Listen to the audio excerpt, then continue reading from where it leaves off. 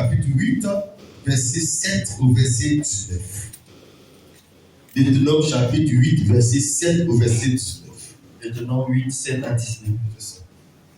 Car l'Éternel, ton Dieu, va te faire entrer dans un bon pays de cours d'eau, de sources et de lacs qui jaillissent dans les vallées et dans les montagnes, pays de froment, d'orge, de vignes, de figuiers et de grenadiers, pays d'oliviers et de miel, pays où tu mangeras du pain avec abondance, où tu ne manqueras de rien, pays dont les pierres sont du fer et les montagnes duquel tu tailleras les reins. Lorsque tu mangeras et te rassasieras, tu béniras l'Éternel ton Dieu pour le bon pays qu'il t'a donné. Garde-toi d'oublier l'Éternel ton Dieu au point de ne pas observer ses commandements, ses ordonnances et ses lois que je te prescris aujourd'hui.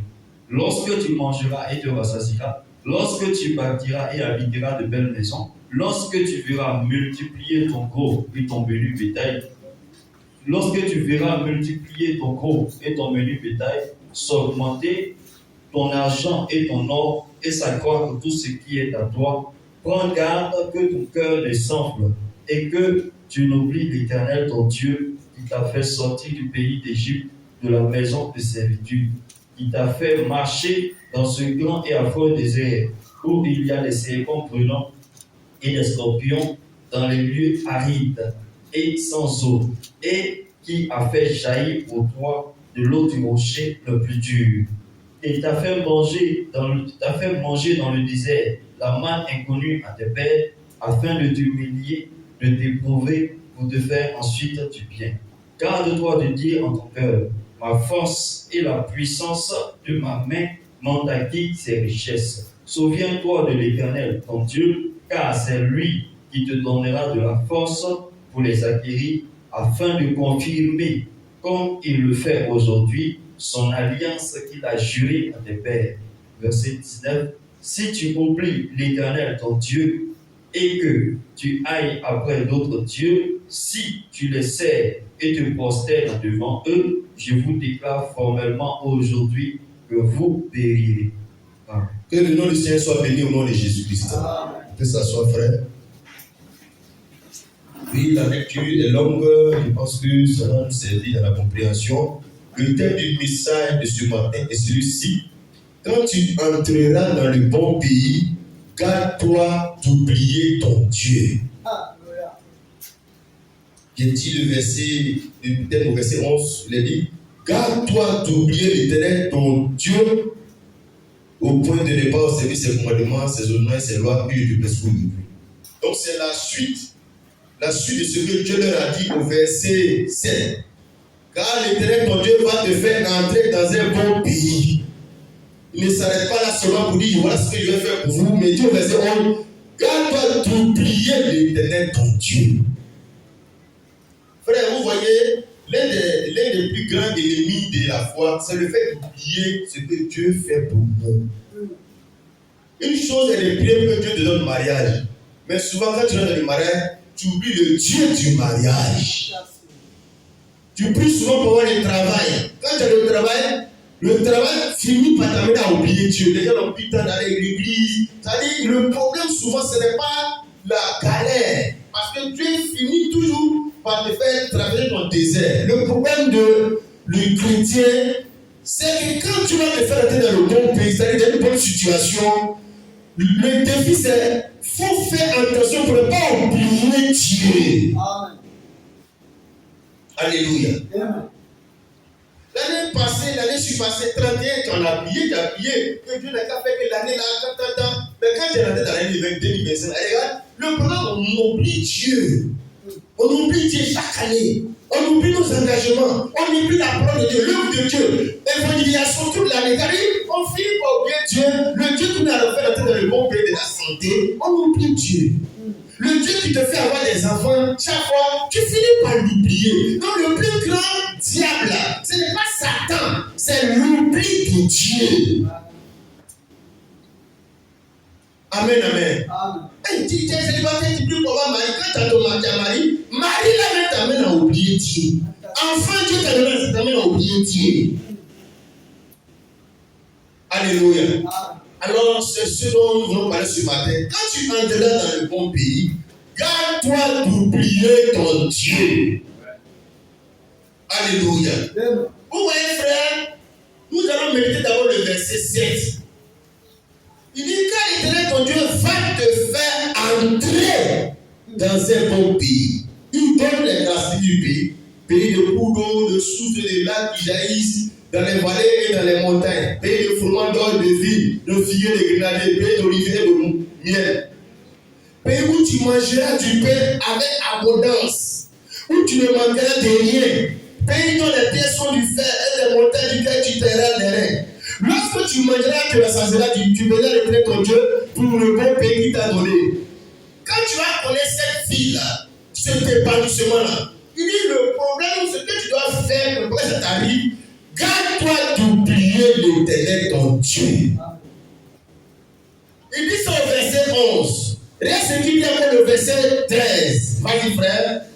Lorsque tu verras multiplier ton gros et ton menu bétail s'augmenter, lorsque tu verras multiplier ton gros et ton menu bétail s'augmenter, ton argent et ton or, et s'accroître tout ce qui est à toi, prends garde que ton cœur ne sente et que tu n'oublies l'Éternel ton Dieu. Donc quand souvent l'argent augmente, l'or augmente, la santé augmente, le bonheur augmente, les enfants augmentent, tu vis bien. Souvent le piège, c'est le fait que ça peut t'amener à oublier Dieu. Donc derrière la prospérité là aussi, il y a un piège. La galère, la pauvreté n'est pas une bonne chose, mais aussi la richesse là, c'est quelque chose qui est risqué, ça peut te faire oublier Dieu. Donc il parle au verset 11, garde-toi d'oublier Dieu. Au verset 14, il dit, prends garde que ton cœur ne s'en et que tu n'oublies l'Éternel ton Dieu, qui t'a fait sortir du péché, donc qui t'a fait sortir de la galère. Dieu qui t'a ramassé dans la poubelle, qui t'a nettoyé, qui t'a positionné là, tu peux l'oublier. L'argent peut te faire oublier Dieu. Le bonheur peut te faire oublier Dieu. Avoir une femme peut te faire oublier Dieu. Il dit, prends garde que ton cœur ne s'en et que tu n'oublies l'Éternel ton Dieu qui t'a fait sortir d'Égypte, de la maison de servitude, qui t'a fait marcher dans ce grand et affreux désert où il y a des serpents brûlants et des scorpions. Donc quand Dieu t'a mis dans toutes ces situations dangereuses, le défi, c'est la reconnaissance. Le problème, c'est la reconnaissance envers Dieu qui m'a sauvé. Quand la Bible dit ça dans ces deux versets-là, regarde ce qu'il dit au verset 19. Verset 18 à 19 du moins. Dans le 17 à 19, vas-y frère. Garde-toi de dire dans ton cœur, ma force et la puissance de ma main m'ont acquis ces richesses. Souviens-toi de l'Éternel, ton Dieu, car c'est lui qui te donnera de la force pour les acquérir, afin de confirmer, comme il le fait aujourd'hui, son alliance qu'il a jurée à tes pères. Verset 19. Si tu oublies l'Éternel, ton Dieu. Donc le problème ici, c'est Dieu va les faire des bons pays. Et puis le second défi, il doit faire attention pour ne pas oublier Dieu. Amen, amen. On a quand les gens de la Satan à côté, les démons à côté, le diable. Il ne faut pas avoir mes feux sur eux. Souvent, c'est rien à voir. C'est notre cœur là, le diable, notre cœur là. Ce qui nous envoie à oublier Dieu.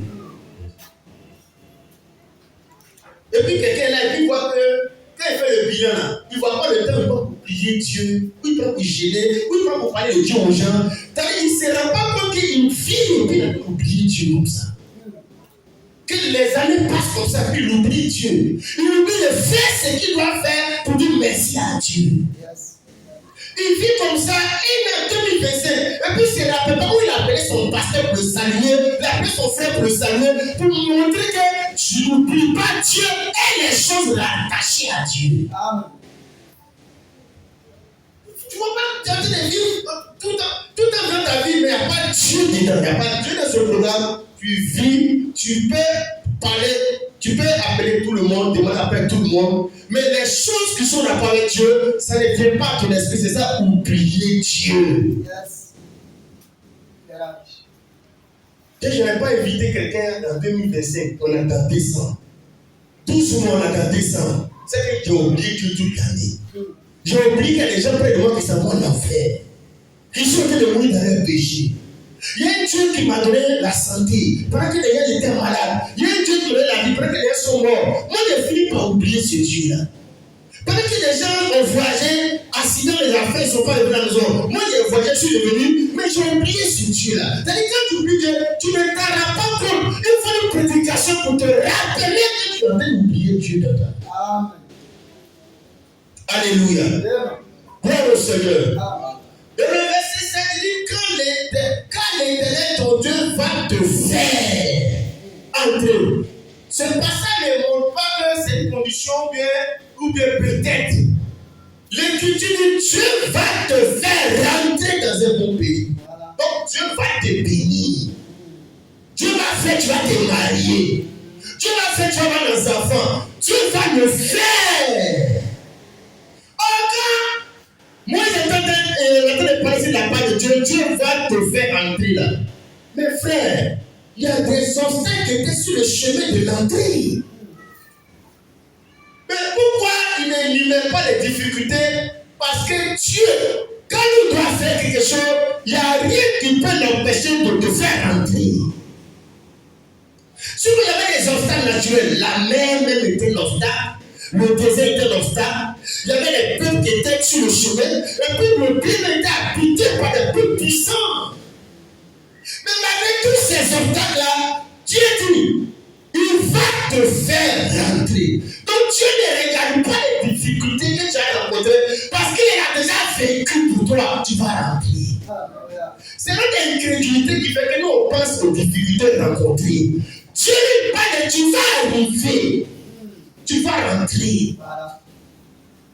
Il ne parle pas de dire, mais Seigneur, il y a les Jéricho, il y a les murs de Jéricho, il y a la pollution, il y a le concours et c'est difficile, il y a la tricherie. Dieu ne regarde pas les obstacles. Lui dit tu vas rentrer. Si tu es l'enfant de Dieu, tu crois ce que Dieu dit de toi. Pas les obstacles que tes yeux peuvent voir.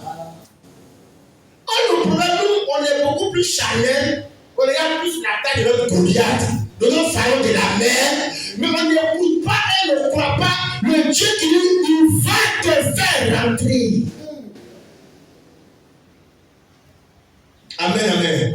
Comme là, j'ai dit à Marie, le Seigneur lui a dit toi, et Dieu va te couler son homme, tu vas enfanter. Elle dit, comment cela se fera-t-il? Dieu ne lui dit pas comment il va faire, mais tu vas enfanter, tu vas rentrer. Mais comment là, ça dépend de lui. Il a élevé le son de la Joseph, Joseph va élever. Il y a les obstacles, il y a le mensonge, il y a quand même la prison, la haine de ses frères. Dieu ne regarde pas ça, parce qu'il faut quelqu'un qui doit te faire entrer, lui va être capable de vaincre ton désert, de vaincre tes ennemis. Tu vas rentrer, tu vas réussir, tu vas te marier. Lui, il ne voit pas la fidélité de Sarah, la femme d'Abraham. Lui, il voit le Isaac qu'elle va enfanter. Si tu es un enfant de Dieu, tu parles comme Dieu parle, tu vois comme Dieu voit. Or, nous, on voit le diable, le sorcier. Dieu voit le pays dans lequel tu es établi. Où tu manges et puis tu es rassasié. Alléluia. Frère, voyez un peu les obstacles qu'il devait rencontrer. Mais Dieu lui-même, il voit que ils sont déjà vaincus devant ta destinée. Il ne peut pas empêcher Dieu de. Il dit, le verset dit, quand l'Éternel ton Dieu va te faire. Il ne dit pas que toi tu vas rentrer. Dieu va te faire rentrer. Parce qu'humainement, on ne peut pas rentrer. C'est trop verrouillé, le système, le réseau est trop verrouillé. Mais Dieu va te faire rentrer. Il y a la main qui est dans le désert. Déjà, si tu ne veux pas entrer, mais tu vas mourir dans le désert. Devant les habitants du pays, les Amalécites, les habitants de Jéricho, même les habitants de Canaan, il faut les déloger pour s'asseoir. Dieu dit, il va te faire entrer. Donc il est en train de demander Israël à ne pas compter sur les capacités, à compter sur la capacité du Dieu qui va les faire entrer. qui va les donner de pouvoir entrer. Parce que nous souvent construisons nos diplômes. Non, c'est Dieu qui va te faire plus tu vas gagner travail. C'est Dieu qui va te faire plus tu vas avoir l'argent. Regarde, il dit au verset 17. Vas-y frère. Garde-toi de dire en ton cœur, Oui. ma force et la puissance de ma main ont acquis ces richesses. Même quand tu es fort à l'école, l'enfant de Dieu, le père lui peut raisonner comme cela. Mais l'enfant de Dieu, Dieu le met en garde de ne pas avoir certaines pensées. Qu'il est fort, c'est parce qu'il a étudié. Tu peux étudier et puis être dernier en classe à l'examen. Tu peux être premier en classe et puis dernier à l'examen. Quand toi te dis, c'est ma force, c'est ma puissance, c'est mon élévation, c'est moi-même que j'ai pu faire. Il dit, en disant ça, en pensant ça, tu es en train de oublier Dieu qui t'a donné la capacité. Yes. Il dit, garde le Dieu dans ton cœur, ma force et la puissance de ma main m'ont acquis ces richesses. Non, le verset 7 dit, Dieu va te faire entrer dans le pays là. Ta richesse, ta force ne peut pas te faire entrer là-dedans. Qu'est-ce que tu peux faire devant les géants? Quand on voit les espions, aller explorer le pays de Canaan. Mais les gens ont peur tomber dans l'eau, ils disent non, mais pas c'est des géants, le pays est trop barricadé, il faut les déloger, puis pas le mais on ne pourra pas. C'est là que Josué et Caleb ont dit, Dieu va nous donner le pays. Alléluia. Les difficultés vont exister, mais un enfant de Dieu, il va au-delà des difficultés qu'il est bien assis dans le pays. Yes. Frère, voilà comment tu peux vivre une vie où tu as la victoire sur la maladie, sur les épreuves, les démons, ton désert. Il faut croire ta destinée, ta finalité. Amen. Il faut croire que le match dans la date est le match. Regarde, la vie qu'on vit là, c'est déjà vécu, hein, c'est une vie de rediffusion. Quand on regarde ballon, quand on voit Mali, et puis il y a le match en direct qui est joué, et puis quand on a fini de jouer là, quand on a gagné, comme Côte d'Ivoire, quand on gagne, on ne répisse pas le match. Quand on gagne, on fait réviser le match. Quand on joue le match, on écrit là-haut, rediffusion. Donc la vie que nous menons là, c'est une rediffusion parce que déjà tout est accompli dans la pensée de la présence de Dieu. Tu es déjà rentré dans le bon pays du mariage, tu as déjà payé tes voitures, tu as déjà posé ta permission, tu es déjà dedans. Mais si c'est une vision que Dieu va te faire rentrer dedans, donc tu n'as pas peur de difficultés. Quand le match va Mali, c'est une division. Quand le joueur du Mali, il est devant le gardien. Donc, quel papa, parce que c'est bien, il a salé. Il n'est pas venu seulement. Soit il va rater, même s'il marque, la vie va arriver parce que le match est déjà entraîné. Il y a un c'est-à-dire, on n'a plus à créer votre peur.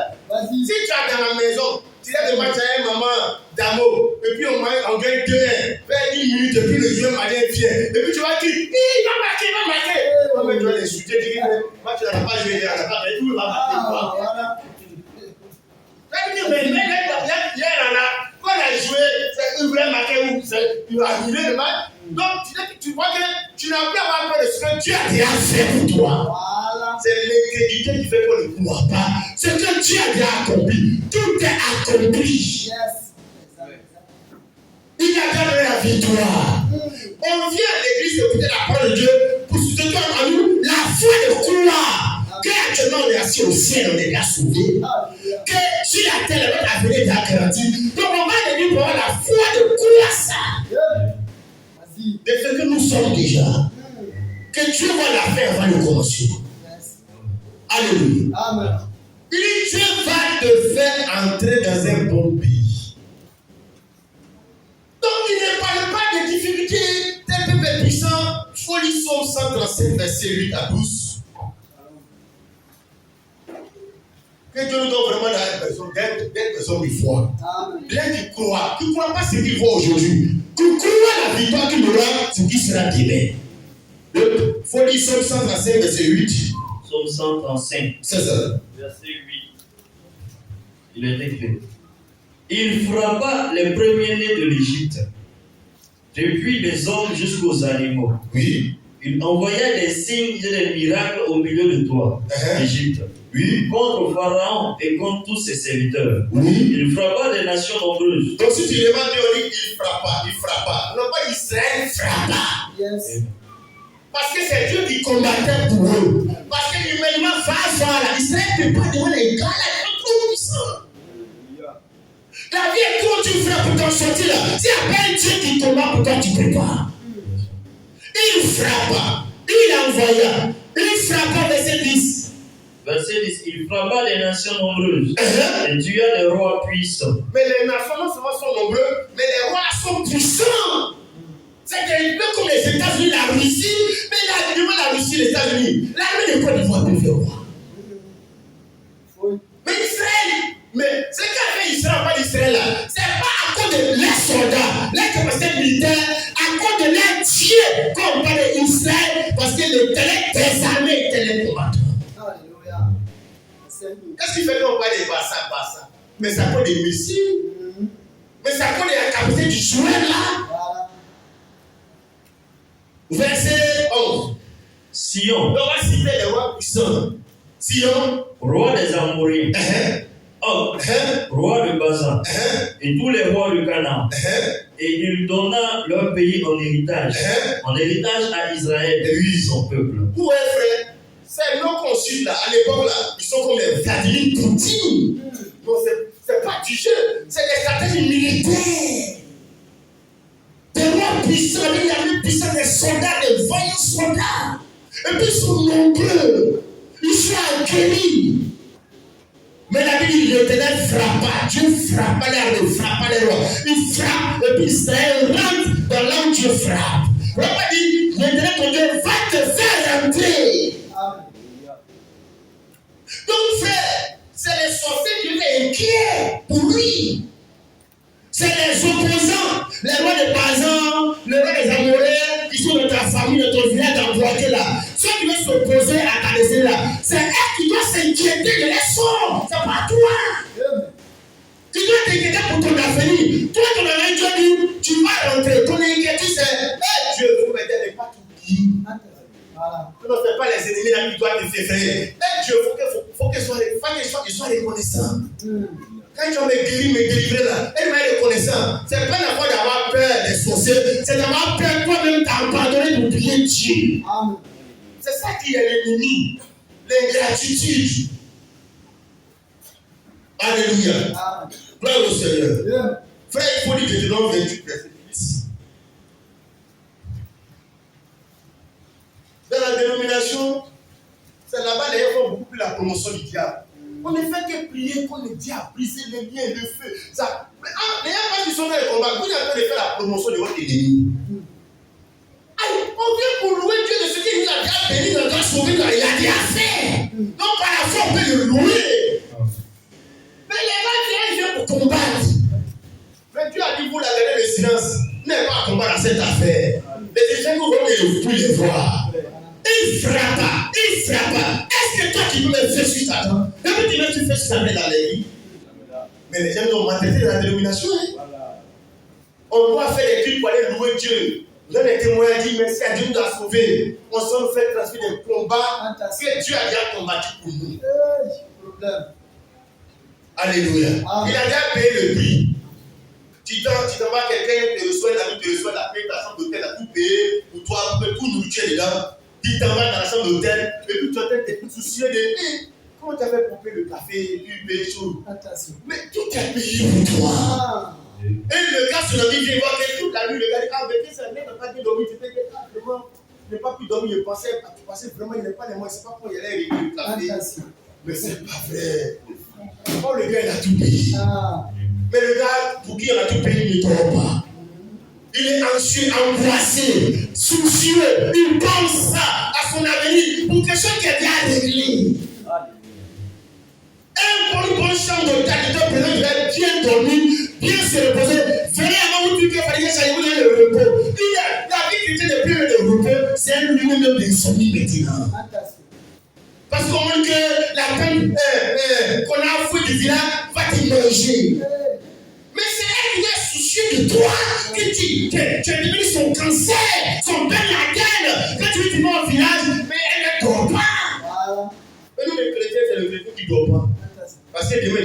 village. Et puis qu'est-ce qu'il fait? Comme tu devais voir au village, il faut qu'il va prendre un moment de gêne.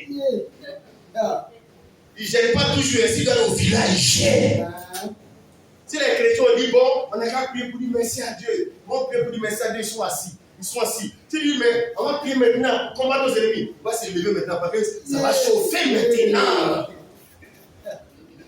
Parce que c'est lui que c'est maintenant qu'il doit bien bombarder. Voilà. Si on dit merci à Dieu, on peut le faire simplement.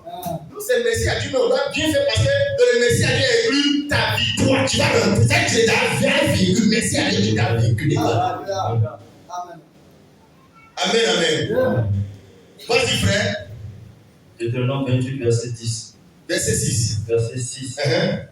Tu seras béni à ton arrivée, et tu seras béni à ton départ. C'est ça. L'Éternel te donnera la victoire sur tes ennemis.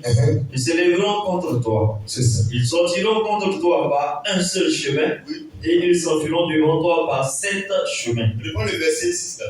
Verset 6. Donc, c'est dans le parcours d'Égypte quand Israël a Dieu parler de la victoire de la. Tu seras béni à ton arrivée. À ton quoi? À ton arrivée.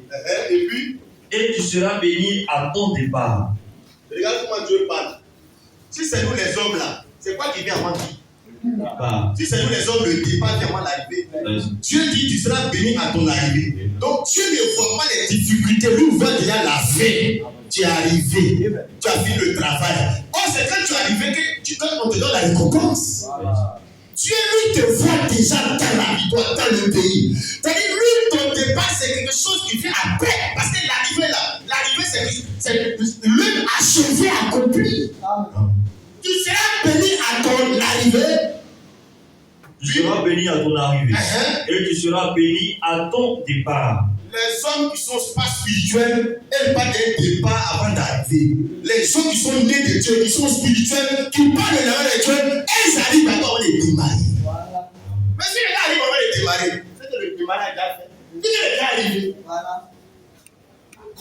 Dieu va te faire entrer dans le pays. Mais c'est que les ennemis disent, avant le pays sont déjà vécus, les géants du pays des Canaries sont déjà délogés. Parce que Dieu parle en termes de, tu vas aller dans le pays, et puis tu vas verser. L'Exode chapitre 8, le verset 9 dit, pays où tu mangeras du pain avec abondance, où tu ne manqueras de rien, pays dans les pierres. Il parle en termes de tu arriver quand tu es en train de manger. Avec que Dieu parle comme ça, mais sous un désert, il fait chaud. Sous les difficultés, les problèmes. Parce que Dieu veut qu'il soit un peuple qui croit dans la parole de Dieu. Qui croit ce qu'ils seront. Quand Dieu est venu dans Juge chapitre 6, il fallait à Gédéon. La situation socio-économique du pays était la misère, les blocages, la vie était chère, tout était dur. Dieu dit à Gédéon, l'Éternel est avec toi, vaillant héros. Mais un héros c'est qui? Un héros c'est quelqu'un qui a livré le bataille, lui qui a gagné ses ennemis. Même si déjà il avait déjà affronté les gars. Mais c'est pas pourquoi Dieu l'appelle héros, parce que Dieu regarde ton arrivée. Tu as gagné le match. Tu es vainqueur, tu es heureux. Il ne faut pas accepter que tu te rends comme un misérable. Dieu dit tu es heureux. Quand Dieu lui a dit ça, il était venu pour changer sa mentalité. La bénédiction de Dieu dans la chair de Dieu, c'est d'abord le changement de ta mentalité te concernant. La richesse de Dieu, ce n'est pas l'argent d'abord qu'il te donne. La mentalité qu'il te donne de la pauvreté. Que tu crois que tu es riche. Voilà pour les plus de versets, c'est pas si que les frères viennent, s'ils écrivent, dans ces versets, ils écrivent, mais voilà. Que le faible dit je suis fort, je vais croire ici. Mais naturellement, le faible dit je suis faible. Pauvre dit je suis pauvre. Africain dit je suis noir. Baoulé dit je suis baoulé. Dieu dit, le faible, il va dire je suis fort. Parce que Dieu, sa faiblesse ne va pas le moyen. Sa faiblesse est faite pour le rendre fort. Le désert est fait pour faire le cœur vainqueur. Satan existe là, ça pour faire le cœur le brave. Que le faible dit je suis fort, le malade 10 fois. Le malade dit je suis guéri. La femme qui avait la paix des sangs, elle n'a pas dit je suis malade. Les docteurs, les infirmiers, les spécialistes, tous ceux des grands d'Abidjan, on m'envoie au madame, il dit il peut rien. Elle a dit dans son cœur, si j'ai pu le toucher, je serai guéri. Elle a dit dans son cœur, la guérison, la richesse, l'élévation, c'est un changement. C'est que tu prends de toi dans ton cœur là. Alléluia. Si j'ai pu le toucher, je serai guéri. Je serai guéri. je serai guéri. Avant d'aller le toucher physiquement, on peut le guérir physiquement, mais dans le cœur, dans son esprit, elle était déjà assis dans le bon pays de la guérison. Il va te faire rentrer. Elle est garantie dans le pays de la guérison. Amen, amen. Oui, frère. Un chrétien ne fait pas les affaires comme un païen. Les païens, c'est qu'il va gagner l'argent, les bénéfices, la plupart dire qu'il a réussi, il y a l'argent. Le chrétien, il a déjà l'argent dans sa tête avant de faire l'affaire. C'est pour ne pas gagner d'ouverture à la maladie de vie dans la Bible. C'est même pas qu'il a la porte à l'échec. Il a déjà vécu l'échec dans son esprit.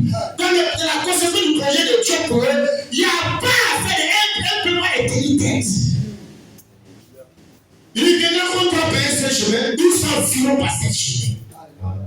Amen, amen. Oui, frère, Dieu lui dit, tu seras béni dans ton arrivée avant de parler de ton départ. Pendant que toi tu suis de ton départ, Dieu lui voit que tu es arrivé. Pendant que les gens se pressent pour commencer à courir sur la ligne de départ, mais toi tu es déjà fini la course. Amen, amen. Oui, frère, quand Dieu a dit ceci, c'était pour que ce soit un peu qui ne marche pas par la vie, qui ne marche pas par la foi. Il se voit dans le pays. Il se voit en train de manger, d'être rassasié. Il se voyait, comme il a dit au verset 13, lorsque tu vas multiplier ton gros, ton bétail, tu vas augmenter ton argent et ton or. Et savoir tout ce qui est à toi. Ton argent va se multiplier. Tes affaires vont se multiplier. Dieu les mettait ces mentalités. Oh, il n'aurait pas encore deux poulets. Ils sont dans le désert. Il n'aurait pas encore un mouton pour élever. Dieu lui parlait augmenter ton argent et ton or. Alléluia. Amen. Oui, frères, soyons des croyants. Ce ne sont pas des religieux qui viennent dimanche à l'église. Des gens qui vivent par la foi, qui croient la parole, parce que la Bible, c'est le testament de Dieu qui concerne ton avenir. Quand il veut écouter l'histoire de David, c'est le nom de David dans le champ nommé mon nom. Il s'agit de moi. Voilà pourquoi David a péché, c'est un des gens, parce que aussi ses faiblesses sont arrivées. Mais à la fin, qu'est-ce que tu vas faire? Non, Dieu va faire de David le plus grand roi d'Israël. Gloire au Seigneur. Que nous ne sommes pas des gens qui savent pas écouter la parole de Dieu. Et qu'est-ce que Dieu ne veut pas? Garde-toi d'oublier ton Dieu. Garde-toi d'oublier ton Dieu. Quand tu es arrêté dans la bénédiction, puis tu oublies Dieu, ce n'est plus une bénédiction. Parce que c'est Dieu qui est le cube magique qui fait que la bénédiction a son sens. Alléluia. Alléluia. Oui, frère, nous allons oublier, nous allons évoluer dans le message. Colossiens 3, verset 15. Colossiens chapitre 3, verset 15. Colossiens chapitre 3, verset 15. Il est écrit. C'est ça. Et que la paix de Christ, oui, à laquelle vous avez été appelés, pour former un seul corps, oui, règne dans vos cœurs. C'est ça. Et soyez reconnaissants. Et soyez comment? Soyez reconnaissants. Mais qu'est-ce qui fait que l'on peut être reconnaissant? On lit la phrase, la dernière fois de la phrase. Voici le verset 2. Et que la paix de Christ, à laquelle vous avez été appelés, oui, pour former un seul corps, règne dans vos cœurs. Quand ça, Christ, son œuvre, sa paix, son pardon, l'œuvre de Christ est dans ton cœur. Et oui, soyez reconnaissants. C'est ça qui crée la reconnaissance. Quand l'œuvre de la croix, celui qui est innocent a souffert à ma place, quand cette œuvre-là, ce film-là, révèle dans mon cœur, mais ça me met à être reconnaissant. Ça me met à me rappeler que Dieu a fait quelque chose pour moi, et ma vie est conditionnée par rapport à ça. Il m'a donné la santé. Quand je vois mes enfants, mais dimanche j'ai envie d'aller à l'église. Quand je vois mon mari, quand je vois que mes affaires, ça ne marche pas bien, il peut attraper 500. Mais ça m'amène à vouloir être reconnaissant. J'ai envie d'être reconnaissant. Reconnaissant avec Dieu. Avec Dieu, comment il fait? Mais la moindre des choses, mais c'est de faire comme David. Je suis dans la joie, comme il dit, allons dans la main du Seigneur. Pourquoi? Parce que David lui-même, il était dans la bouche là-bas quelque part. Son père n'avait pas de projet pour lui, et Dieu allait le chercher là-bas pour le mettre dans une position que humainement, lui-même ne peut pas arriver là. Quand il regarde ça, il dit, je suis dans la joie, comme il dit, allons dans la main du Seigneur, parce que c'est le lieu où on espère la reconnaissance au moins d'abord. Alléluia. Alléluia. Frère, la la Bible dit soyez reconnaissants. Mais quand tu lis ce verset, soyez reconnaissants, et puis toi, on entend les dire, ne soyez pas ingrats. Le verset, soyez reconnaissants, derrière, sans que ce soit écrit, ne soyez pas ingrats. Parce qu'il y a une autre dit dans ce verset, il y a ce qu'on dit tête, et ce qu'on dit tête, et puis seulement dit ce qu'on ne doit pas être. Ne soyons pas ingrats avec le Seigneur. 365 jours. Je peux dire des miracles parce que chaque jour, c'est les miracles que Dieu opère. La grâce que Dieu nous donne, des choses que nous ne méritons pas. Qu'est-ce que nous méritons? Mais c'est le cimetière, on mérite. C'est sur lequel on mérite. Mais il nous donne ce qu'on ne mérite pas, il ne nous donne pas ce que nous méritons.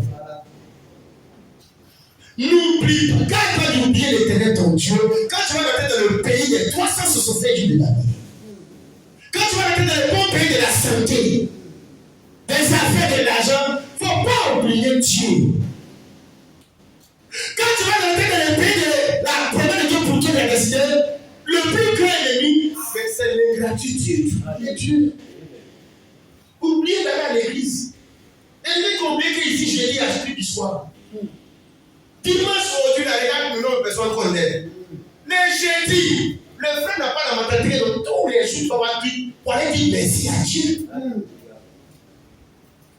Sur les 7 jours là, est-ce que tu as pris un seul jour pour te donner la santé? Est-ce que sur les 7 jours là, tu respires comme les jours? Un seul jour, tu respires 24 heures sur 24. On n'est pas frère assez reconnaissant. Et moi, je plais dans la tradition, on fait la proclamation. Puis quand Dieu t'avait l'année, et puis tu oublies Dieu l'année, puis tu dis, mais tu deviens combien de comédien? Et il y en a qu'un à voir. Il fait rire les gens qui se moquent de Dieu. La Bible ne se moque pas de Dieu malheureusement. Non, frère, ne gaspillons plus le temps, rachetons le temps. Le temps appartient à Dieu. L'éternité, là, c'est une portion que Dieu nous donne dans le temps. Tu n'es pas reconnaissant dans le temps. Est-ce que tu seras reconnaissant dans l'éternité? Parce que le temps qu'on vit sur la terre, c'est un petit grain de l'éternité qui te donne. Alléluia. Frère, nous allons voir, comme on l'a fait dimanche, un exemple de l'histoire de Joseph, où Joseph a été bien envers les chansons du roi, les prisonniers du roi qui étaient condamnés en prison. Par Joseph, Dieu l'a fait sortir. Dieu a expliqué le songe. Dieu lui a révélé le mystère caché. Dieu l'a restauré. Et puis après, le problème au des chrétiens, il dit, c'est même pas Satan, parce que Satan est vaincu. Le Seigneur l'a fait en spectacle. Le problème, c'est l'oubli que Satan peut susciter dans notre cœur à l'égard de Dieu. Nos problèmes, nos soucis peuvent nous amener à oublier Dieu. Nos soucis, nos problèmes. Mais nos bénédictions, nos richesses, notre gloire aussi peut faire oublier Dieu. Dans les deux cas, il faut oublier Dieu. On va oublier Dieu. Comme l'abondance aussi amène à oublier Dieu. Alléluia. Genèse chapitre 40. Genèse le chapitre 40. Genèse chapitre 40. Puis verset 9. Verset 9. C'est ça. Il y a écrit. Le chef des échansons. Donc pour planter le décor, lisons un peu le verset 5. Alors, Joseph était le chef des prisonniers. Il était en prison lui aussi. Mais il était responsable comme étant le chef des prisonniers. Joseph était le prisonnier de Potiphar. Potiphar était comme l'officier du roi, comme le chef d'état-major. Potiphar. Maintenant, Potiphar, son boy, c'est lui qui est Joseph. Maintenant, le président de la République, comme Pharaon, lui, il avait des soldats, des conseillers qui travaillaient aussi à sorcellerie, qui ont fait des dégâts. Donc, ils sont allés aussi en prison. Ça veut dire qu'il y avait deux types de prisons. La prison de tout le monde, mais la prison des grands du pays. Les prisonniers, ceux qui travaillent à la présidence, sont les prisons. Les gars du corps, les grands du pays là, on n'aimait pas dans la prison de tout le monde, on en met dans la prison des officiers des chefs. Comme Joseph était boy de l'officier de Pharaon, c'est-à-dire Potiphar, on a mis dans la prison des prisonniers des grands types. Vas-y, frère. Alors, il questionna les officiers de Pharaon qui étaient avec lui. Donc, les officiers de Pharaon sont en prison. En fait, les gars qui travaillent, c'était en prison. Il y a le monsieur qui s'occupe du repas, qui a fait gaffe dans son travail. On les met en prison. Et puis il y a les chansons. Celui qui goûte le vin du roi, le vin, il fabrique le vin, et puis il goûte d'abord parce que le roi, le président là, il faut goûter sans le avant qu'il mange. Il va empoisonner les gens.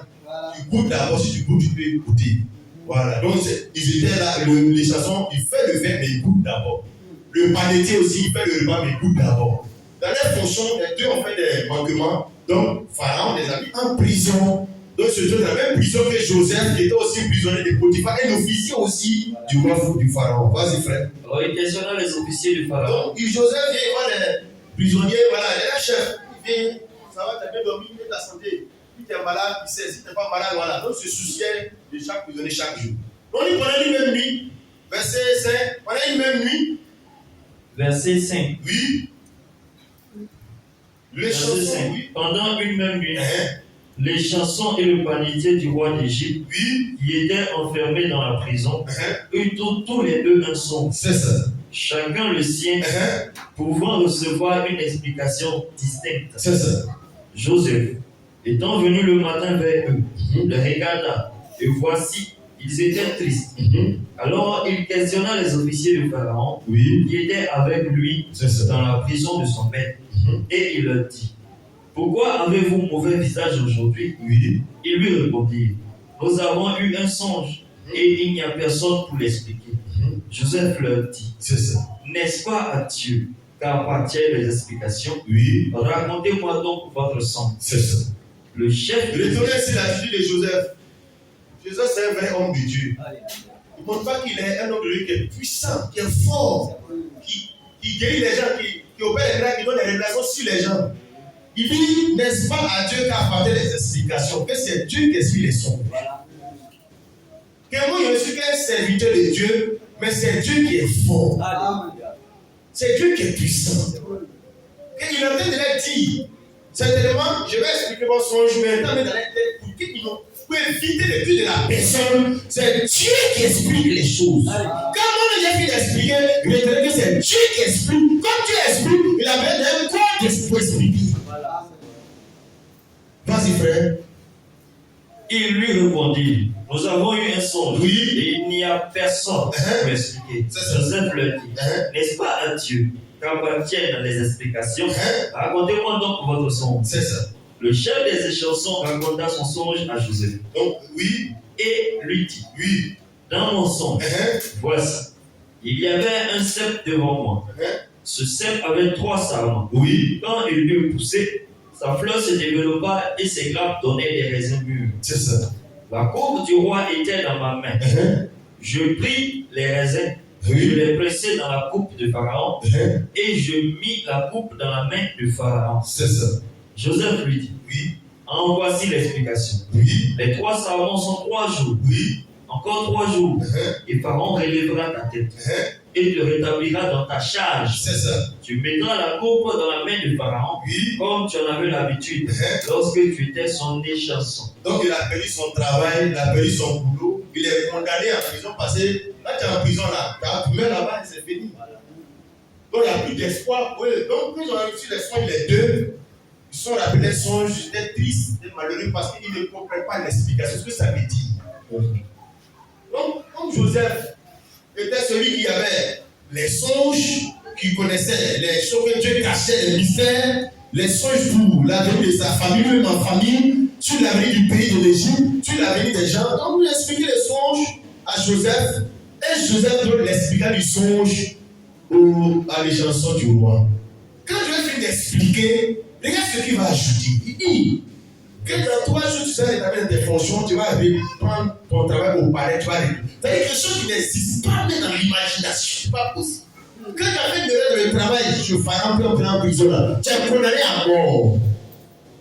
Donc Joseph est venu lui dire que mais tu vas ressusciter dans 3 jours. Tu seras rétabli dans ton travail comme tu seras avant. Quand tu vas parler de l'histoire, verset 14, il dit ceci. Mais, souviens-toi de moi. Oui. Quand tu seras heureux. Et montre, je te prie, de la bonté à mon égard. Parle en ma faveur à Pharaon. Et fais-moi sortir de cette maison. C'est ça que le problème de l'homme, frère. Quand tu vas lui expliquer le son, voilà ton avenir, ta vie, tu seras rétabli, tu vas gagner travail, tu seras heureux, voilà, ton désir à sa fille, tu seras bien Dieu, voilà ce que Dieu va faire. Voilà ton avenir, ta destinée. On s'est dit, Dieu connaît tellement l'homme. Non, moi, il n'avait pas bien de dire le verset là. On s'est dit que, mais naturellement, le gars doit être reconnaissant là. Mais l'homme, il n'y a pas pu égratigner l'homme. Voilà qu'il n'y a rien dit qu'il peut plus dans ses services. Avant, voilà, vous voyez sur la route là, avant, comment tu n'étais pas nous, on était petit là. Les gens voyageaient facilement pour la route, les gens faisaient un auto-stop. Tu t'arrêtes comme ça, tu arrêtes les gens, tu arrêtes. Des fois, mais tu prends un cadeau, tu as un budget cadeau. Mais il y a tous les gens qui ont gardé ça, c'est parce que les gens te disent que Dieu a fait ça. Voilà. Les gens, ils ont pris les gens comme ça là. Dans les amis sont les braqués d'attendre vers une chose à catholique. Arriver là-bas, pour ton soit des bras. Donc aujourd'hui, les gens, vu que l'ingratitude des gens font que les gens sont plus prêts encore pour les gens. Voilà. Avant, tu es un élève, tes parents sont à Dabo, qui ont affecté en 6e à Congo. Les gens vont t'héberger facilement. Voilà. Tu te allez là. Tu héberges les enfants là. C'est des volets. Il y a des enfants qui ont des bêtes comme ça. Le gars là, il a une femme du monsieur, son tuteur. Enceinte. Oui. Volé. Il y a des servantes. Les gars, on a un travail, elle a volé tous les trucs de la patronne. Parce que quand tu es une servante, mais tu fais pour mettre au travail. Voilà. Tu lèves toute la maison. Comment on connaît au quartier? On connaît la servante de moi, Georgette. Mais quand on va au travail, mais la servante va bâcher devant la cour, ramener les affaires. Quand elle vient voir son salaire vidé là, elle tombe derrière comme ça. Voilà. Donc l'ingratitude, les gens fait que les gens sont plus prêts pour les gens. Yes. Non, Joseph a fini de dire ça de moment là. Mais normalement, naturellement, tu dois te souvenir de ton bienfait. Mais je ajoute, verset 14. Souviens-toi de moi. Quand tu seras heureux. Quand tu seras heureux, c'est-à-dire, l'homme a des difficultés d'être reconnaissant dans son désert. Ça ne va pas. Mais tu vas venir dire, vous voulez me dépanner, comment tu vois ma situation? C'est que le gars est heureux, il peut être reconnaissant. Quand ça va chez lui. Vas-y, frère. Mais souviens-toi de moi. Moi, Joseph, souviens-toi de moi. Quand tu seras heureux. Quand tu vas être heureux, quand tu vas sortir de la prison, parce que la prison ne peut pas être heureux. Quand tu vas sortir de la prison, quand tu seras rétabli, comme je viens de t'expliquer, de prophétiser, de proclamer là, souviens-toi de moi quand tu seras heureux. Et montre, je te prie, oui, de la bonté à ton égard. Donc sois bon. Être reconnaissant, c'est être bonne personne. Manifeste ta bonté. Souviens-toi de moi et manifeste ta bonté à mon égard.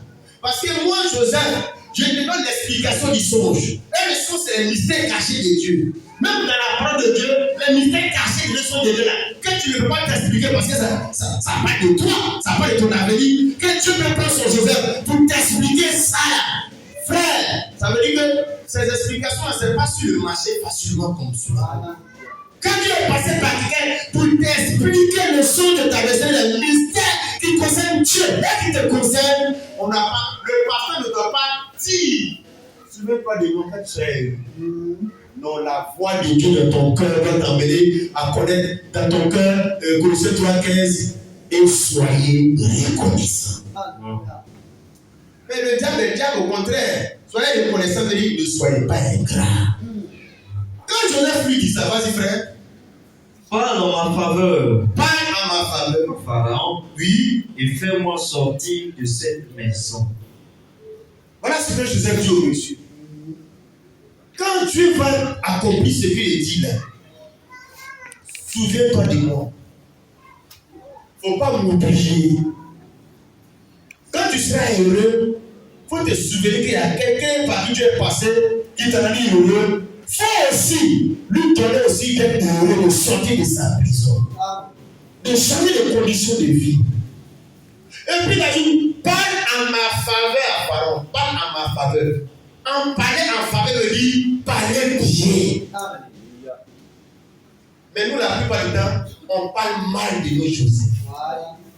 On ne parle pas en bien de nos Joseph. On ne parle pas en faveur de nos jeunes aux gens. On ne parle pas en faveur de notre assemblée aux gens. de nos pasteurs, de nos anciens, de nos enseignants aux gens, les explications de nos songes, on ne parle pas en leur faveur, on parle en mal. Les gens qui nous ont montré les mystères de qui est Dieu. Les gens qui prient pour nous, on ne parle pas en bien, en leur faveur.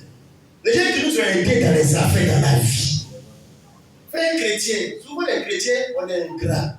Souvent les musulmans, les païens sont reconnaissants, mais les chrétiens, souvent, ils sont méchants. Ils ne sont pas gentils, ils ne sont pas reconnaissants. Les petits Djoula ne sont pas plus reconnaissants que les petits Djoula. Les parents, le fait que les parents les ont mis au monde là, la maman là, le papa là, mais les filets, parce qu'ils les ont mis au monde biologiquement. Mais celui qui t'engendre spirituellement. Mais la Bible n'est pas besoin de dire dans Colossiens 3 que soyez reconnaissants. Quand on dit ça, ça se voit que dans l'assemblée, mais c'était un problème spirituel dans l'église de Colosse. Que les gens ne sont pas reconnaissants envers Dieu, nous sommes les hommes parce que Dieu passe tout par les gens pour nous faire du bien. Quand tu es reconnaissant envers Dieu, c'est de reconnaissant envers les instruments que Dieu utilise pour nous faire du bien. Je me souviens-toi de moi quand tu seras heureux et montre, je te prie, de la bonté à mon égard. Parle à ma faveur à Pharaon et fais-moi sortir de cette prison. Quand il a dit, il dit, oui, mais tu sais, l'homme est bien dans la galère.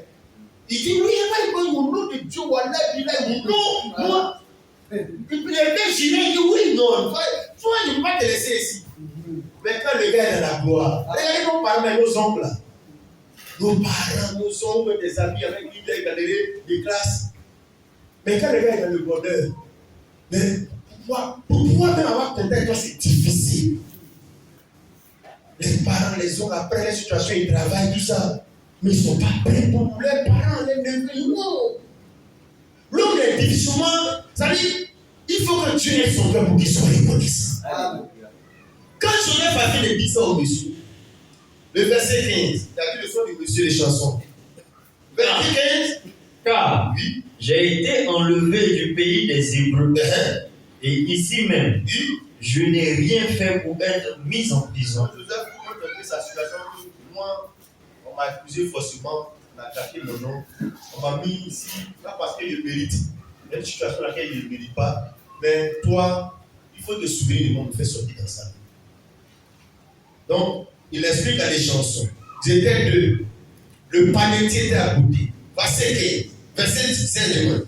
Le chef des panetiers, Oui, voyant que Joseph avait donné une explication favorable, dit, oui, voici, oui, il y avait aussi dans mon songe oui, 3 corbeilles de pain blanc sur ma tête. c'est ça. Dans la corbeille, Oui, la plus élevée, Oui. il y avait pour Pharaon des mets de toute espèce, cuites au four, oui. et les oiseaux les mangeaient dans les corbeilles au-dessus de ma tête. Donc il explique son songe. Bon, voilà mon songe. Moi, le but du repas du pharaon, mais dans mon songe, il y avait les corbeilles sur ma tête et puis il y avait du pain et la nourriture dedans. Les oiseaux sont venus manger. Et puis, voilà comment un peu mon songe s'est passé. Puis Pharaon, voilà, il s'est fâché contre moi et tout ça. Voilà un peu la réalité. Verset 18. Joseph répondit et dit, Oui, en voici l'explication. Les 3 corbeilles sont 3 jours. oui, Encore 3 jours. oui, Et Pharaon enlèvera ta tête oui, de dessus toi, de manger et enlevant ta tête dessus toi, te fera pendre, à un bois et les oiseaux mangeront ta chair. Donc, Pharaon lui explique, Joseph lui explique ton son. Ah, toi, ton son, il a pas te dire la vérité. Moi, si un pasteur dit la vérité, il ne veut pas te draguer tout ça. Ton son, il a manqué dans 3 jours, Pharaon va couper ta tête. Il va te pendre. Verset 20. Le 3e jour, Oui, jour de la naissance de Pharaon, c'est ça. il fit un festin à ses serviteurs Oui, et il éleva la tête du chef des échansons et la tête du chef des panetiers au milieu de ses serviteurs. c'est-à-dire qu'il les a fait sortir de prison, il les a fait venir. Verset 21. il rétablit le chef des échansons dans sa charge des chansons pour qu'il mit la coupe dans la main de Pharaon. Donc, comme Joseph a dit, le chanson est rétabli dans son travail, dans sa fonction. Verset 22. Mais il fit pendre le chef des panetiers selon l'explication que Joseph leur avait donnée. Tu t'arrêtes là. Ça veut dire, quand Pharaon les a mis en prison les deux là, le but c'était de les pendre les deux. Donc Joseph, en expliquant les songes favorables à l'échanson de Pharaon, Joseph était de montrer que vous deux méritez la mort. Mais la grâce de Dieu est venue faire les chansons. Ça veut dire, quand la grâce de Dieu va te rétablir, ce que tu ne mérites pas, souviens-toi de mon soir de reconnaissance. Quand la grâce te vit, sois reconnaissant. Parce que tu mérites la mort comme l'autre. Tu mérites d'aller en enfer comme les musulmans. Quand la grâce de Dieu est toi, sois reconnaissant dans la vie. Avec Dieu qui t'a levé, tu comprends les gens qui s'en vont. Shalom. Verset 23. Verset 23. Le chef des chansons ne pensa plus à Joseph, il l'oublia. Le chef des chansons là, c'est le premier à qui Jésus a dit, tu seras rétabli dans ta fonction. Verset 14, Joseph lui dit ceci. Mais souviens-toi de moi, quand tu seras heureux, et moi je te prie de la bonté à mon égard, parle à ma faveur à Pharaon, et fais-moi sortir de cette maison. Verset 23, il dit, le chef des chansons, après l'accomplissement, après qu'il a eu travail, après que ça va bien, il a trouvé ses enfants, après qu'il a eu la bonne santé, le chef des chansons ne pensa plus à Joseph. Il l'oublia. Parce que c'est dans la galère, la pauvreté, on pense beaucoup à Dieu. Aux frères, aux enfants de Dieu, à l'homme de Dieu, à l'œuvre de Dieu, à la maison de Dieu. Mais une fois qu'on sort de cette prison, une fois que Dieu nous fait rentrer dans le bon pays, on a oublié qu'il y a un message qui dit prends garde. J'ai dit mise en garde de ne pas oublier ton Dieu.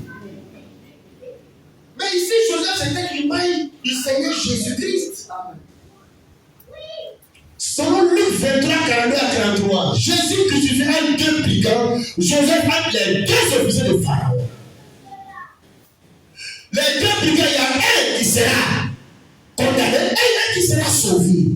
Comme les deux officiers de Pharaon, il y a un qui sera sauvé de chansons, maintenant il y a un qui sera condamné. Joseph, le Seigneur Jésus-Christ qui veut donner la grâce, sur les deux méritaient la mort. Les deux brigands méritaient la mort. Alléluia. Amen. La Bible dit, celui à qui il a fait grâce, qui est condamné à mort, qui va mourir, parce que c'est à cause de ces deux, il est en prison. Comme Jésus, il était mis au rang des malfaiteurs, des justes qu'il était, des riches qu'il était, il s'est fait pauvre. Lui, il était mis au rang des pécheurs pour nous sauver. Par grâce. Mais ceux à qui il a fait grâce, ils finissent par oublier le sauveur de leur vie. Ils finissent par ne pas être reconnaissants envers celui qui a fait sortir la prison du péché et de l'enfer. Il est sorti de prison selon la grâce que Joseph lui a prêché. Quand il est sorti de prison, la Bible dit le chef des chansons ne pensa plus à Joseph. Donc il pensait à lui à un moment, mais quand la situation s'améliorait, il ne pensait plus à Joseph, il l'oublia. Donc oublier veut dire arrêter de penser à quelque chose. Oublier Dieu veut dire arrêter de penser à Dieu et aux choses de Dieu. Comment quelqu'un chrétien peut aujourd'hui oublier Dieu, mais quand il ne pense plus à évangéliser, aller à l'église, gêner plus, quand ses pensées ne sont pas portées sur ces choses-là, mais c'est ça qui a oublié Dieu. Chapitre 41, la suite du texte. Chapitre 41, verset 1. Au bout de 2 ans, Pharaon eut un son. Oui. Voici. Il se tenait près du fleuve. Tu peux t'arrêter là. Au bout de combien d'années? De 2 ans. Donc ça veut dire le monsieur a oublié Joseph pendant combien de temps? 15 ans. Donc Joseph devait sortir même du lendemain. Des ans d'oubli de son sauveur. Joseph était son sauveur. Joseph était son pasteur. Joseph était son bienfaiteur. Joseph était son libérateur. Joseph était celui-là qui a donné l'explication de son qu'il a posé dans les affaires. Et puis il pense à donner l'argent. Des ans, il a oublié. Il fallait que Pharaon même ait un songe. C'est-à-dire qu'il fallait que soit vu des Pharaons pour que le monsieur va penser à Joseph. Frère, le problème, ce n'est pas que Dieu bénis-moi. Mais il faut qu'on te prêche la mise en garde. Quand tu vas rentrer dans le bon pays de la bénédiction, garde-toi d'oublier le Dieu qui t'a béni. Comment on oublie? Mais quand tu ne vas pas à l'église, ou quand tu vas à l'église comme tu veux, mais ça veut dire quoi? Mais ça veut dire que Dieu aussi doit te bénir comme tu veux, ou bien Dieu doit te donner la respiration comme tu veux. Donc quand Dieu doit te donner les choses que tu as aujourd'hui là, de 1 ton, comme tu as dit, tu es dans le coma jusqu'à le jour où tu vas à l'église net là, on compte et puis c'est là que tu te réveilles un peu. Et puis après tu tombes dans le coma jusqu'à. Tu allais comprendre que tu n'es pas en bonne santé. Il a oublié Joseph pendant 2 ans. Imagine-toi ce que tu vas répondre de lui. Il dit, l'homme est grand. Il est parti là, bon. Je me suis dit que quand Dieu va les rétablir, la première des choses, c'est la reconnaissance avec Dieu. Pharaon, il te dit merci de ce que tu m'as rétabli. Il y a mon ami qui était là, il a fait la chance, moi chaud. Mais je lui ai dit, c'est grâce à qui je suis devant toi aujourd'hui pour répondre du travail. Puis tu expliques. Mais il a oublié, il a pensé que c'est avec la puissance de sa force, sa capacité, son intelligence. Frère, il en est de même pour nous. Regarde actuellement les gens qui sont au CHU. Ils sont comme ces 2 personnes-là. Il y a un qui n'a pas cette grâce-là d'être rétabli, d'être heureux, d'être dans la santé. Mais l'autre, le panetier, lui, sa tête a été coupée. Ça lui, il a perdu. Comme des gens qui sont actuellement au CHU, puis nous, on est là. Mais quels sont ceux qui donnent la reconnaissance? Mais c'est avec ceux. La Bible dit en demandant cela qu'on a beaucoup donné. Laissons à faire d'abord du salut. Mais la santé, les enfants, parents, travail, tous le son de vie, tout ce que tu as là. Mais c'est suffisant pas de reconnaissance. Puis sur ça, là, on a ajouté le problème de Dieu et la vie éternelle. Mais si on dit que quelqu'un doit savoir louer Dieu là, mais c'est toi. Si on dit que quelqu'un aime les frères, les enfants de Dieu, mais c'est toi. Si quelqu'un aime l'œuvre de Dieu, mais c'est toi. La plupart du temps, ceux qui arrivent à l'échason, c'est ce qui arrive. On finit par ne plus penser à ce que Dieu a fait pour nous et on oublie le Seigneur. 2 ans, ni mis en prison là pour galère sur lui. Et la Bible dit, Pharaon lui va avoir un songe. Donc c'est le songe que Pharaon va avoir qui va déclencher les choses.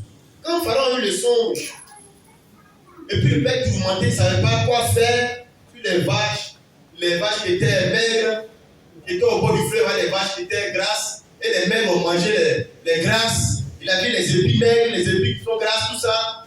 Et la Bible ne comprenait pas. Verset 8. Voilà, c'est pour résumer comme déjà les gars dit. Verset 8. Le matin, Pharaon eut l'esprit agité. Vas-y. Et il fit appeler tous les magiciens et tous les sages de l'Égypte. Oui. Il leur raconta ses songes. Mais personne ne put les expliquer à Pharaon. C'est ça. Alors, Oui. le chef des échansons, Le chef des générations qui a oublié Judas il y a 2 ans. prit la parole. Oui. Et dit à Pharaon, je vais rappeler aujourd'hui le souvenir de ma faute. C'est ça. Pharaon s'est irrité contre ses serviteurs. Et il m'avait fait mettre en prison dans la maison du chef des gardes.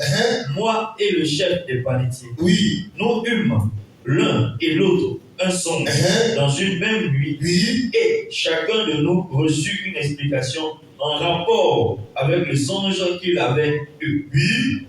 Il y avait là avec nous un jeune hébreu, esclave du chef des gardes. C'est ça. Nous lui racontâmes nos songes et il nous les expliqua.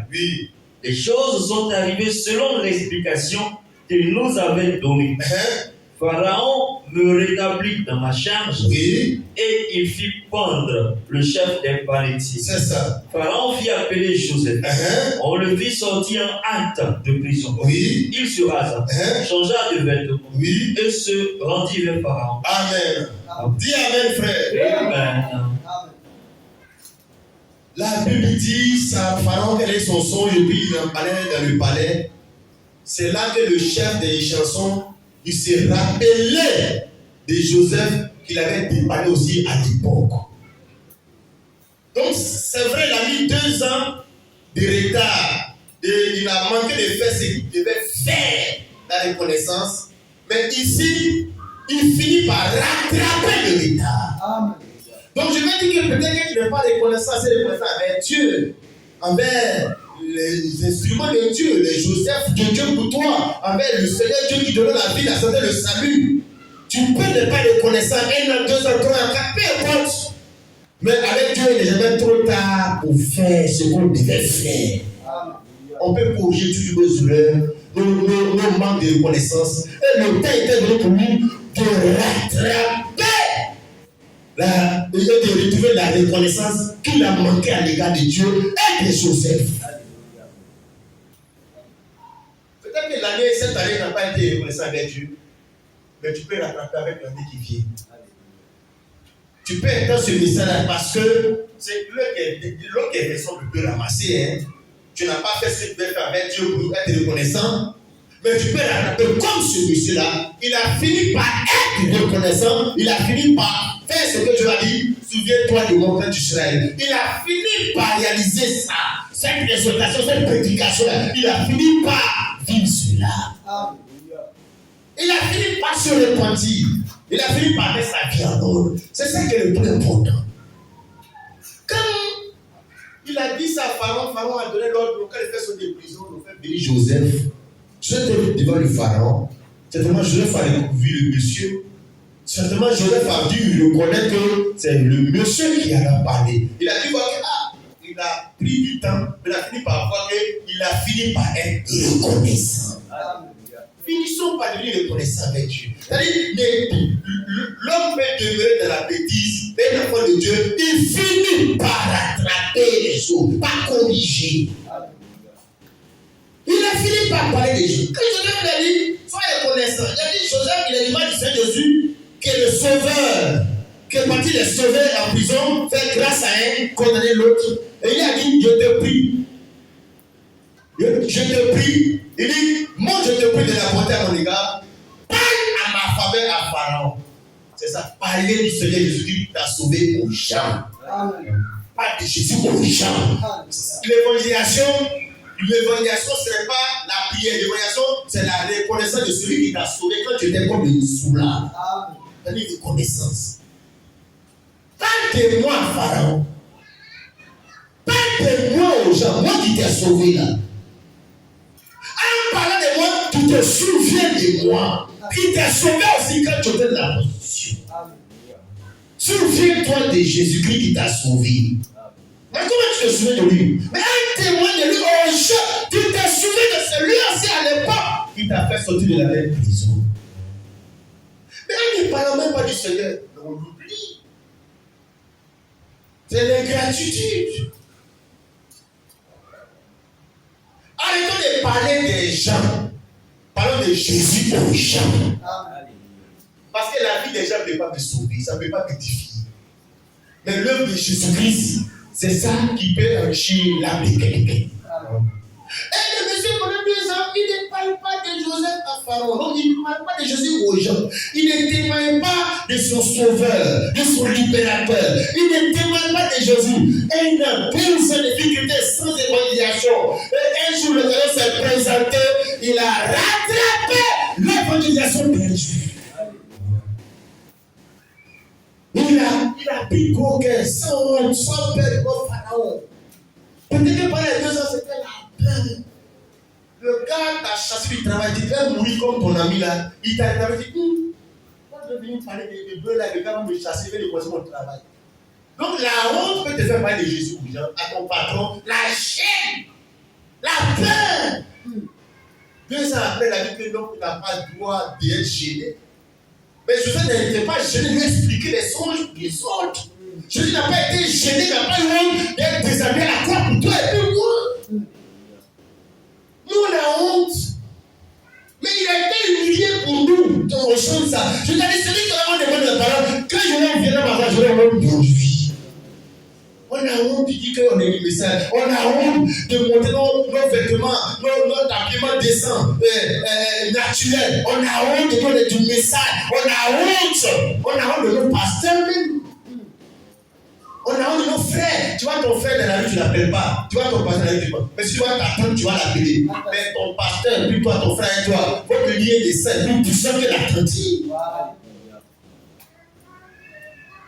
Il a dû avoir honte pendant les 2 ans. Il a dû avoir peur de Pharaon. Il a dû être gêné. Il a remis jusqu'à un moment donné, le Canada est venu, il a dit que non, Joseph ne mérite pas ça. Son Seigneur ne mérite pas ça. Cette vie de silence, cette vie de mutisme où on est mieux devant les bienfaits du Seigneur. Alléluia. Psaume chapitre 133, verset 2. Il a fini par attraper le sommeil du témoignage. Il a témoigné Joseph sur mon livre, l'hébreu. On n'est pas un hébreu, mais un hébreu, c'est le dernier d'accueil des hébreux en Égypte. Il a témoigné. Il a parlé de son Joseph. Il a fait la promotion de son Joseph. Il a parlé de son Dieu. Jésus a dit dans Actes des Apôtres chapitre 9, verset 8, vous serez mes témoins. Dans ton commerce là, il faut que ton commerce témoigne de Jésus-Christ. Si tu as une voiture, tu as une maison, si tu as bonne santé, ton habillement, ça doit parler de Jésus au Pharaon, aux gens. Vas-y frère. Psaume 133. 103, verset 2.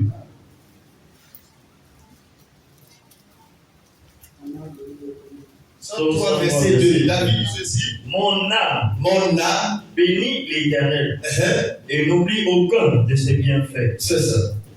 C'est lui qui pardonne toutes tes iniquités, qui guérit toutes tes maladies. C'est lui qui délivre ta vie de la fausse, qui te couronne de bonté et de miséricorde. Tu peux t'arrêter là. David dit mon âme. Ici, quand on chante habituellement, mon âme est bénie. Ici, là, c'est un ordre qui donne à son âme. Mon âme bénit l'Éternel. Il dit, ma fille, viens, va. Donc, il est en train de dire, c'est un ordre qui donne à son âme de faire. C'est un commandement. C'est une décision qu'il se donne. Mon âme, bénis l'Éternel. Elle n'oublie pas. Il lui donne l'ordre. Fais, n'oublie pas. N'oublie aucun de ses bienfaits. C'est une discipline personnelle. C'est pas quelqu'un qui est en train de lui dire, nous prêcher ça. C'est pas un pasteur. Lui-même est en train de se prêcher ça. Faut pas que tu vas oublier ce que Dieu a fait. Il te pardonne, il te sauve, il te garde.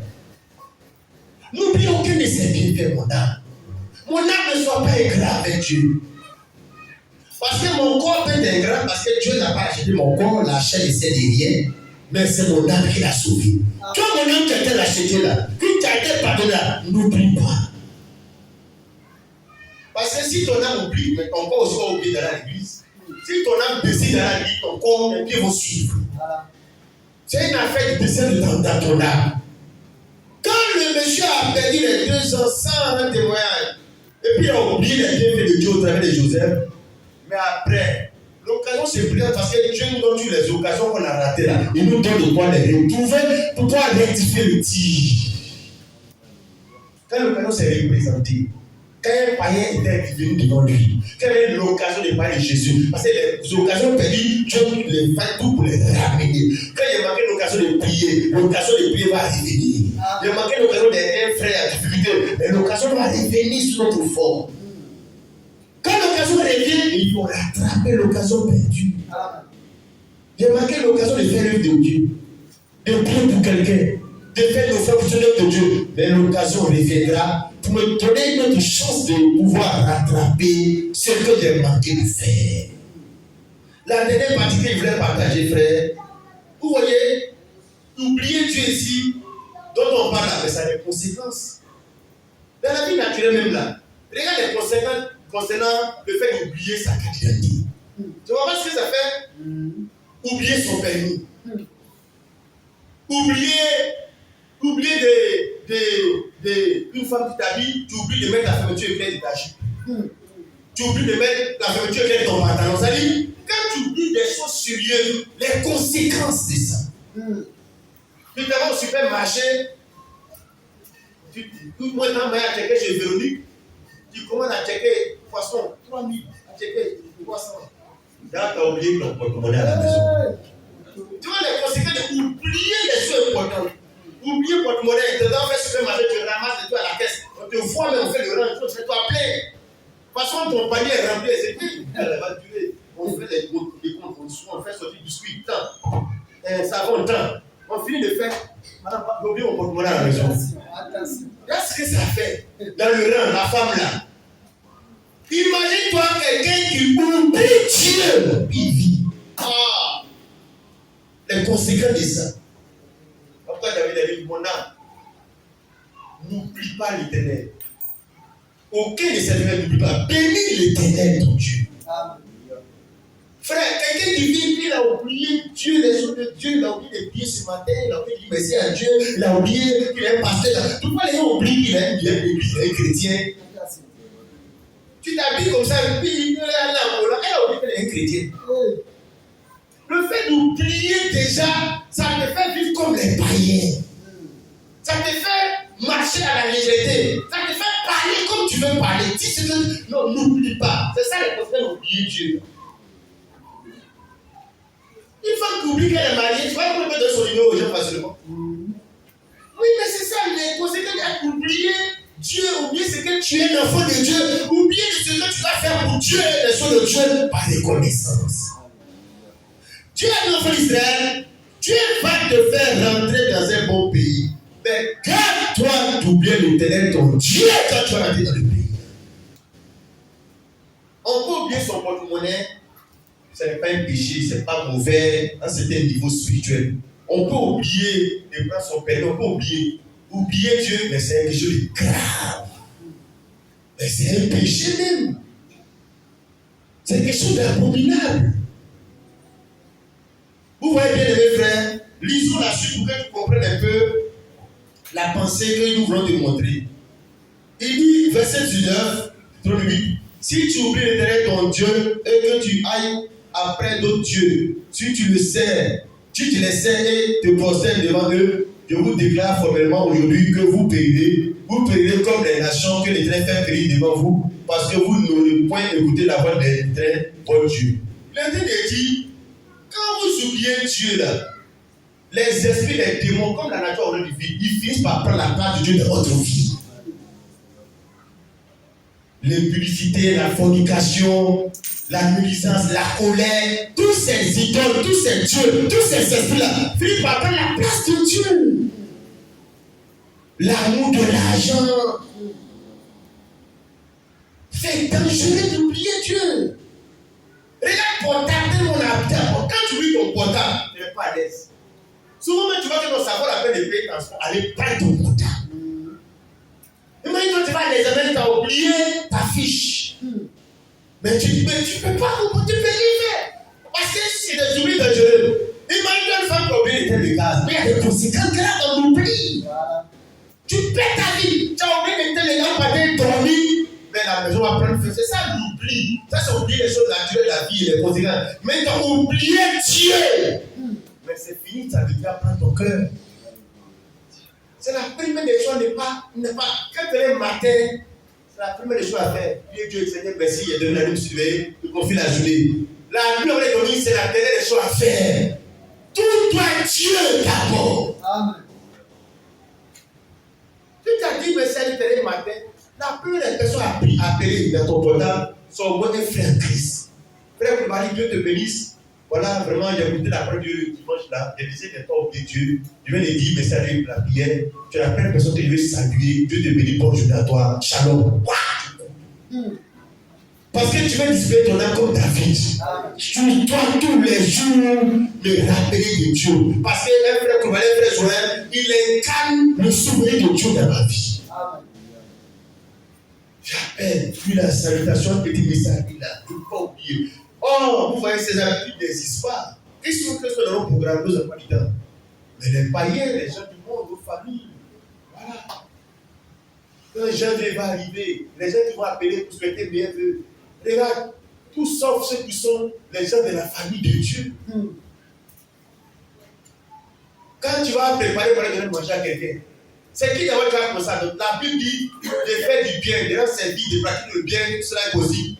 Et de le faire à toute occasion. Et la Bible dit surtout envers les frères dans la foi. Surtout, ça dit les prioritaires. La Bible dit surtout ma maman. Qu'est-ce qu'elle a dit? Dieu, il a dit que ton premier Dieu c'est ta tête, c'est ton papa, c'est ta maman. L'Écriture a dit surtout les frères qui sont les premiers avec mon papa et ma maman. Avec mes parents. Mes parents viennent après, mes parents spirituels.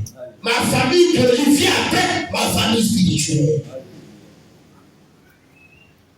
Voilà comment on n'oublie pas Dieu.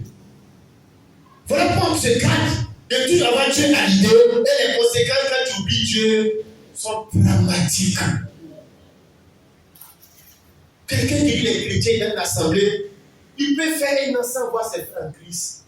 Tu peux les mettre à boiter physiquement. Mais aujourd'hui, avec le monde numérique, l'internet, la téléphonie, mais tu peux t'en connaître tes frères. Mais quand on oublie qu'il faut qu'on s'oublie, les enfants de Dieu oublient. Mais un enfant de Dieu, la distance n'est pas un problème de la communion fraternelle. Parce que Dieu n'est pas seulement un Dieu de près, mais aussi un Dieu de loin.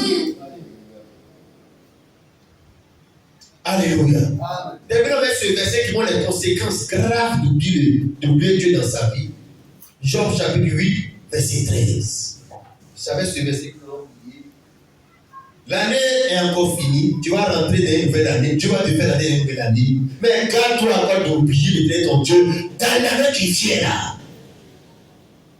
Si les années passées, tu as fait comme le chef de gestion du roi, mais Dieu te donne l'occasion que cette année-là, tu vas rattraper et parler de Dieu au Pharaon. Et te souvenir de Joseph. Joseph est en prison. Joseph, c'est ton frère en Christ, c'est ta soeur en Christ, c'est l'homme de Dieu, c'est ton assemblée. Joseph, c'est l'homme de Dieu même qui est emprisonné dans les difficultés, mais tu peux faire sortir de la prison.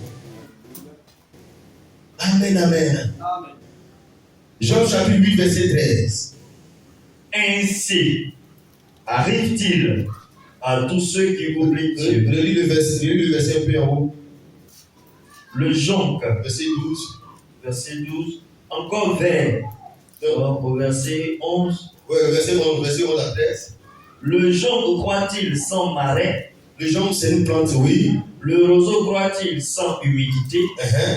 Encore vert et sans qu'on le coupe, oui. Il sèche plus vite que tous les herbes. Ouais. Ainsi arrive-t-il à tous ceux qui oublient Dieu, lui, et l'espérance de l'impie périra. Il faut que tu comprennes ce verset-là pour voir les dangers d'oublier Dieu. Dans ce passage-là, Bilal, il dit dans ce verset-là que oublier Dieu là, est comme une plante dans l'humidité d'un coin humide qu'on a coupé. Donc on a séparé, on a enlevé de sa source.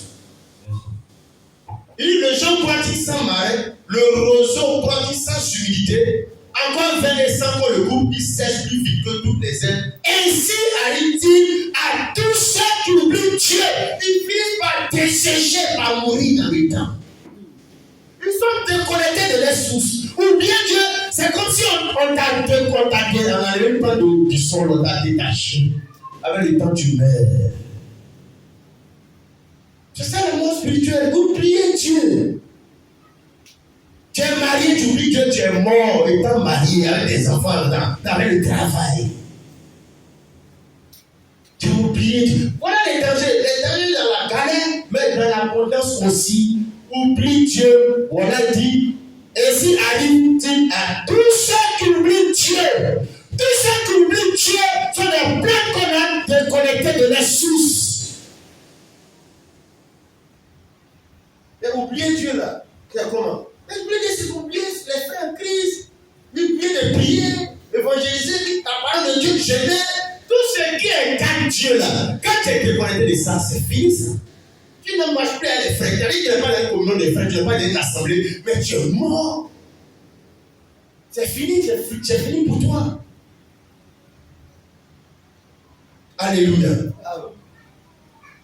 Je le dis encore, les gens croient qu'ils sont malins. Le revenu croit qu'ils sont sans humilité. C'est pas possible, plante peut grandir sans humilité, sans rosaille, c'est pas possible. Il est en train de montrer que c'est surnaturel. Quand quelqu'un oublie Dieu, il manque d'humilité dans sa spiritualité.